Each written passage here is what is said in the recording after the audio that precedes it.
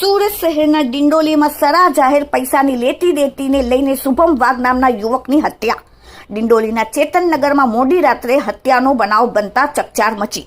પોતાના જ પૈસા માંગતા સમયે સામેવાળા વ્યક્તિએ ધારદાર હથિયારથી હુમલો કર્યો. ઘરની બહાર જ બન્યો હત્યાનો બનાવ. મૃતક યુવકને તાત્કાલિક ધોરણે ખાનગી હોસ્પિટલમાં ખસેડવામાં આવ્યો હતો, પરંતુ જ્યાં હાજર તબીબોએ તેને મૃત જાહેર કર્યો.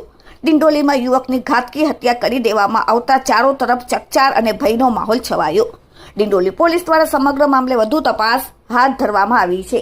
Bureau report, daily India TV, Surat. Kishore Ramdas Wagh, कहाँ रहते हैं? चेतन नगर। क्या घटना हुई? है घटना क्या हुई?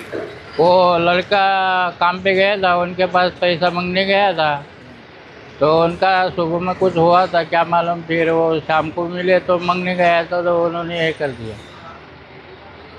किससे पैसा मांग रहा था आपका? जिसके पास से लेने का था उसके पास। कौन था वो? अभी मैं नहीं देखा ना वो कौन था। तो कब घटना बनी? 9 साढ़े 9 बजे के।